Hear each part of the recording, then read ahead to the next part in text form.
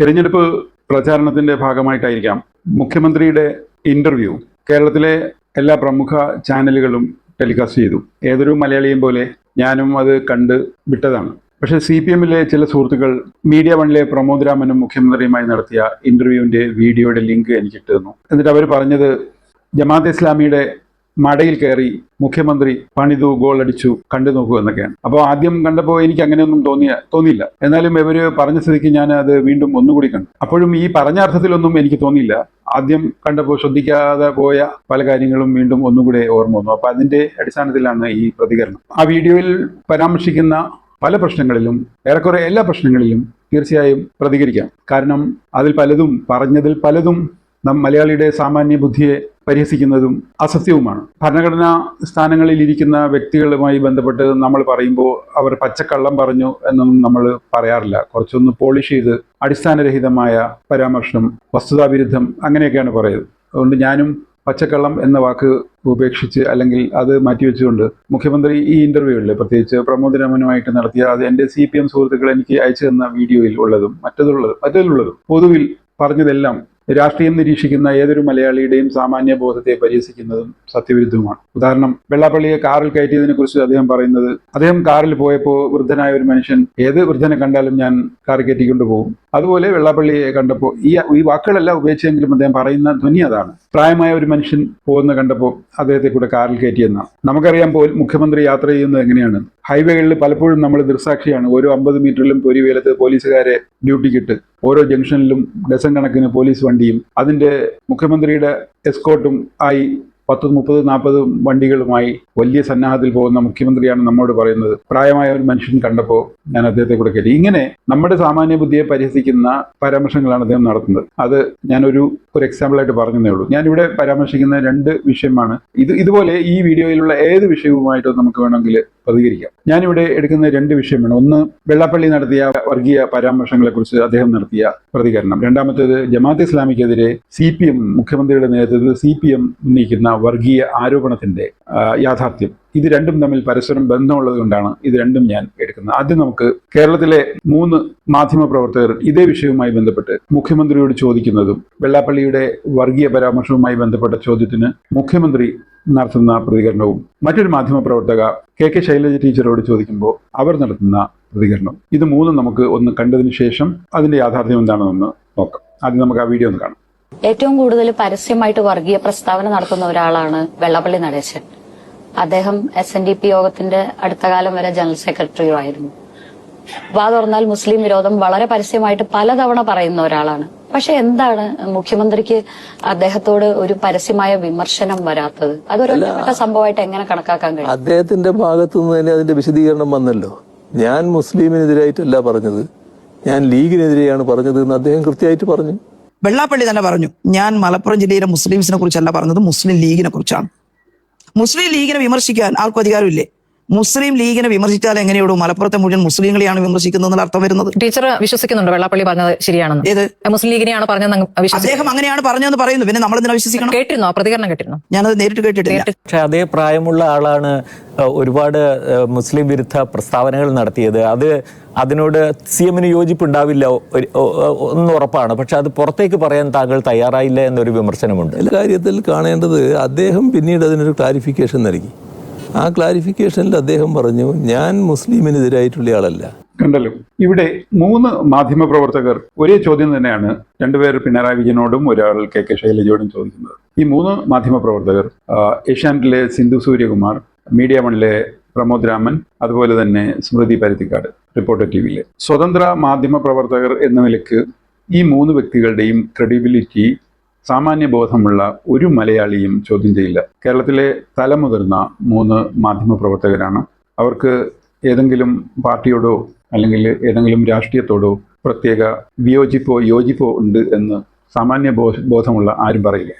പക്ഷെ ഈ 3 പേർക്കും കൃത്യമായി മനസ്സിലായി വെള്ളാപ്പള്ളി പറഞ്ഞത് ശുദ്ധമായ വർഗീയതയാണ്, മുസ്ലിം വിരുദ്ധതയാണ് എന്ന്. അത് അവർ 3 പേരുടെയും ചോദ്യത്തിൽ നിന്ന് നമുക്ക് മനസ്സിലാവും.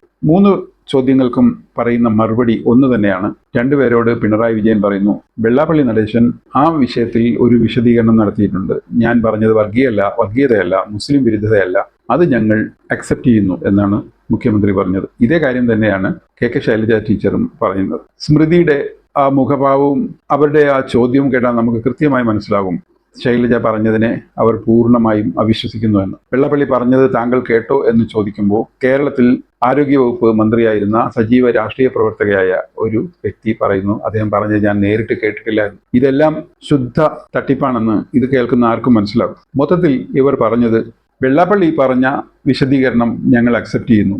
അദ്ദേഹം പറഞ്ഞത് വർഗീയതയല്ല, പക്ഷെ അദ്ദേഹം പറഞ്ഞത് ലീഗിനെതിരെയാണ്. അദ്ദേഹം പറഞ്ഞത് എന്താണ് എന്ന് കേരളം മുഴുവൻ കേട്ടതാണ്, മലയാളികൾ മുഴുവനും പല പ്രാവശ്യം കേട്ടതാണ്. അതുകൊണ്ട് ആ വീഡിയോ കൂടി ഞാനിവിടെ പ്ലേ ചെയ്യുന്നില്ല.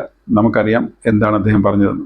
ഇവരുടെ ഒരു ലോജിക്ക് അനുസരിച്ച് ഒരു കള്ളനെ തൊണ്ടി മുതലോടെ പിടിച്ചാലും ആ കള്ളൻ ഞാൻ കള്ളനല്ല എന്ന് പറഞ്ഞാൽ നമ്മൾ അത് സ്വീകരിച്ചുകൊണ്ട് അദ്ദേഹത്തിന് നിരപരാധിയാണ് എന്ന് പറയേണ്ടി വരും. ഒരു കൊലപാതകിയെ കൊലക്കത്തിയുമായി പിടിച്ചാലും അദ്ദേഹം സമ്മതിച്ചില്ലെങ്കിൽ അദ്ദേഹം കൊലപാതകിയല്ല, നിരപരാധിയാണ് എന്ന് നമ്മൾ പറയേണ്ടി വരും. ഇവരുടെ ഈ ലോജിക്ക് നമ്മൾ സ്വീകരിച്ചാൽ കേരളം മുഴുവൻ കേട്ട, മലയാളികൾ മുഴുവൻ കേട്ട പച്ച വർഗീയമായ പരാമർശം അത് പറഞ്ഞ വ്യക്തി സമ്മതിക്കാത്തത് കൊണ്ട് മാത്രം അത് വർഗീയമല്ലാതാവുകയും അദ്ദേഹം കുറ്റക്കാരൻ ആകാതിരിക്കുകയും ചെയ്യുന്നു. എന്നാൽ ഇനി ഇതേ വിഷയത്തിൽ, വർഗീയതയുടെ ഇതേ വിഷയത്തിൽ CPM നേതൃത്വം, പിണറായി വിജയൻ ഉൾപ്പെടെയുള്ള CPM നേതൃത്വം വർഗീയത ആരോപിക്കുന്ന ജമാഅത്തെ ഇസ്ലാമി എന്ന പ്രസ്ഥാനത്തെ നിങ്ങൾ എന്തുകൊണ്ട് വർഗീയത എന്ന് വിളിക്കുന്നു, എന്താണ് അതിന്റെ തെളിവ് എന്ന് ഇതേ ഇന്റർവ്യൂവിൽ പ്രമോദ് രാമൻ മുഖ്യമന്ത്രിയോട് ചോദിക്കുന്നുണ്ട്. അദ്ദേഹത്തിന്റെ കാഴ്ചപ്പാടിൽ എന്തുകൊണ്ടാണ്, എങ്ങനെയാണ് ജമാഅത്തെ ഇസ്ലാമി ഒരു വർഗീയ സംഘടനയായത് എന്ന് മുഖ്യമന്ത്രി തന്നെ വിശദീകരിക്കുന്നത് നമുക്കൊന്ന് കേൾക്കാം. ഇത് ഉൾപ്പെടെയുള്ള കാര്യങ്ങളിൽ ഇപ്പോൾ വളരെ ശക്തമായ, ഇപ്പോൾ വെള്ളാപ്പള്ളിയോട് ഒരു ഈ പറയുന്നത് വരെ അദ്ദേഹത്തിന്റെ ആ വിശദീകരണം താങ്കൾ സ്വീകരിച്ചു എന്ന് പറഞ്ഞു.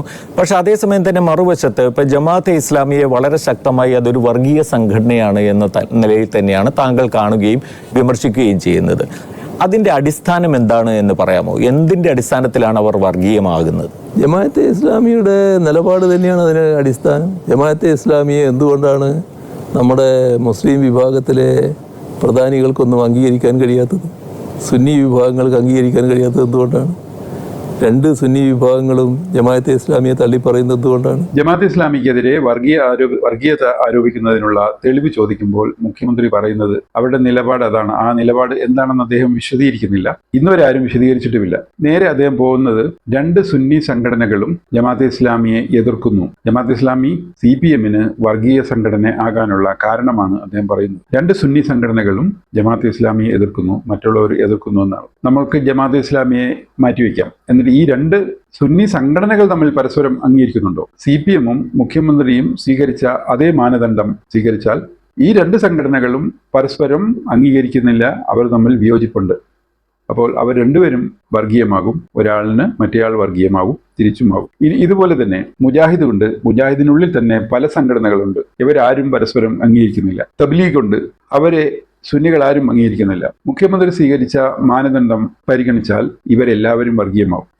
ഏതെങ്കിലും ഒരു പ്രസ്ഥാനം വർഗീയമാകുന്നത് അവരുടെ വാക്കിലും പ്രവൃത്തിയിലും മറ്റ് മതസ്ഥരോടുള്ള വെറുപ്പോ വിദ്വേഷമോ ഉണ്ടാകുകയും അതിൻ്റെ അടിസ്ഥാനത്തിൽ പ്രവർത്തിക്കുകയും ചെയ്യുമ്പോഴാണ് ഏതെങ്കിലും ഒരു സംഘടന വർഗീയമാകുന്നത്. ഇതാണ് ഒരു സാമാന്യ ഡെഫിനിഷൻ, ഇതാണ് ഒരു സാമാന്യമായ ഒരു വിശദീകരണം. ഇതാണ് ആ അർത്ഥത്തിൽ ജമാഅത്തെ ഇസ്ലാമി അതിൻ്റെ 75-ലേറെ വർഷത്തെ ചരിത്രത്തിൽ എപ്പോഴെങ്കിലും അതിൻ്റെ ഏതെങ്കിലും ഒരു നേതാവോ അനുയായിയോ അല്ലെങ്കിൽ അവരുടെ മാധ്യമങ്ങളോ നേതാക്കളുടെ പ്രഭാഷണങ്ങളോ ജീവിതമോ ഇതിലെവിടെ നിന്നെങ്കിലും വർഗീയമായ ഒരു പരാമർശം അല്ലെങ്കിൽ വർഗീയമായ ഒരു കണ്ടന്റ്, വർഗീയമായ ഒരു പ്രവൃത്തി മുഖ്യമന്ത്രി ചൂണ്ടിക്കാണിച്ചുകൊണ്ട് ഇതാണ് ഞങ്ങൾ അവരെ വർഗീയവാദികൾ എന്ന് വിളിക്കുന്നതിന്റെ കാരണം എന്ന് പറഞ്ഞിരുന്നെങ്കിൽ അത് നമുക്ക് മനസ്സിലാകുമായിരുന്നു. പക്ഷെ അദ്ദേഹം നേരെ പോയി പറഞ്ഞത് മറ്റ് സംഘടനകൾ അവരോട് വിയോജിക്കുന്നു എന്നാണ്. അത് ഒരു സംഘടനയ്ക്ക് മേൽ വർഗീയത ആരോപിക്കാനുള്ള കാരണമാകുക എന്ന് പറഞ്ഞാൽ മനുഷ്യന്റെ സാമാന്യ ബുദ്ധിയെ പരിഹസിക്കലാണ്. അതാണ് മുഖ്യമന്ത്രി ചെയ്തത്. പ്രമോദ് രാമനുമായിട്ടുള്ള മുഖ്യമന്ത്രിയുടെ വീഡിയോ എനിക്ക് അയച്ചു തരികയും ഞാൻ നേരത്തെ പരാമർശിച്ചതുപോലുള്ള കമന്റുകൾ പറയുകയും ചെയ്ത സുഹൃത്തുക്കളോടും അങ്ങനെ കരുതുന്ന സുഹൃത്തുക്കളോടും എനിക്ക് പറയാനുള്ളത്, ഈ ഇന്റർവ്യൂ ഒരു അട്ടർ ഫെയിലിയർ ആയിരുന്നു. അത് അന്ധമായ ആരാധന മാറ്റിവെച്ച് കേട്ടാൽ ആർക്കും മനസ്സിലാകും. ഇങ്ങനെ ആ ഇന്റർവ്യൂവിൽ കൈകാര്യം ചെയ്യുന്ന ഓരോ വിഷയത്തിലും അദ്ദേഹം ചിരിക്കുകയോ അവ്യക്തമായ മറുപടി പറയുകയോ സത്യവിരുദ്ധമായ പരാമർശങ്ങൾ നടത്തുകയോ ചെയ്യുക മാത്രമാണ് ചെയ്തത്. ആവശ്യമാണെങ്കിൽ ആ ഇന്റർവ്യൂവിൽ തന്നെ മറ്റു ഭാഗങ്ങൾ കൂടി നമുക്ക് ഇതുപോലെ പരിശോധിക്കാവുന്നതാണ്. Thank you.